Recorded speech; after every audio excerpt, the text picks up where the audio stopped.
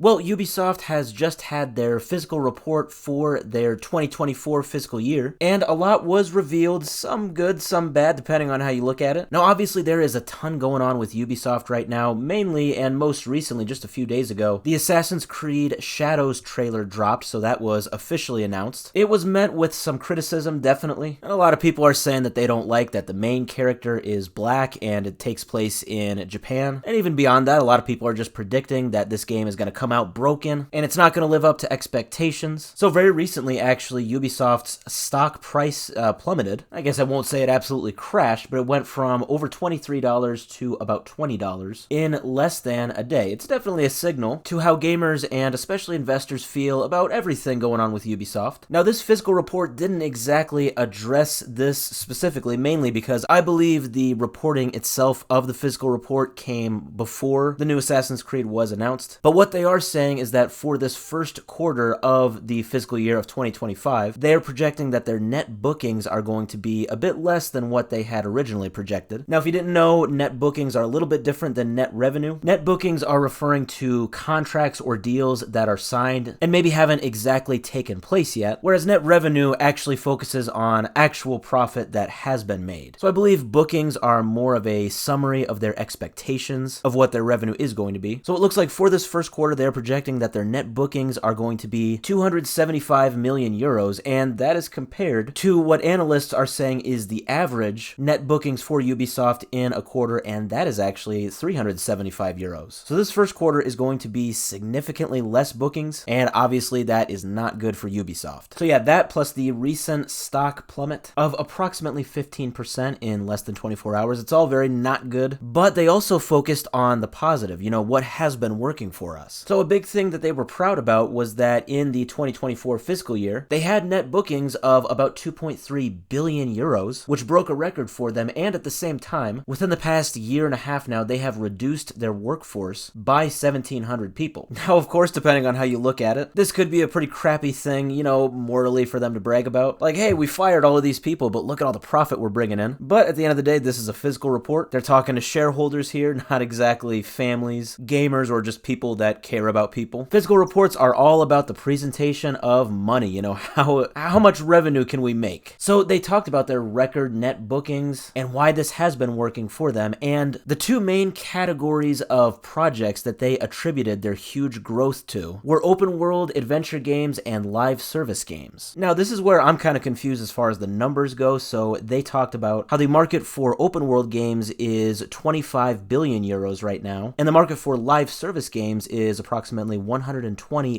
billion euros right now. I'm confused because I don't know if they're actually talking about just for them, Ubisoft specifically, or in general, the actual, total market for these games, because from what I can see anyway, Ubisoft is worth about 2 to 3 to maybe 4 billion euros. So I'm guessing they're talking about the actual whole market for these games, unless I'm wrong. But they talked about how, with this, they want to now really focus on these two streams of revenue, so to speak. They want to focus on these open world games and these live service games. Because what they're saying in this fiscal report is that these games and the profit we've gotten from them has really dug us out of a hole, and that now they are expecting a lot of success by focusing their trajectory on these two types of games. And yeah, when I'm looking at it, it does look like these two categories of games are where their biggest games are shining, because what they talked about is that for the open world adventure games, they have games like Assassin's Creed, The Division, Far Cry, Ghost Recon, and even the upcoming Star Wars Outlaws. And then for live service games, you have The Division, you have Rainbow Six, and I think coming very soon, you're gonna have X-Defiant. That's the supposed Call of Duty killer. So yeah, like them or hate them, Ubisoft, they are really trying to put their eggs in two main baskets, their open world games and their live service games. From a profit standpoint, it looks like those are really what's making the big bucks for Ubisoft. But ironically, what it seems to be really hurting them is what seems to be what people are seeing as greed. Just designing a lot of their games to have more microtransactions, to cost more, just to get more money from you. It does look like with the new Assassin's Creed, for example, they're trying to charge $110 for one bundle or $130 for another bundle. Not totally sure about the big difference between the two, but both have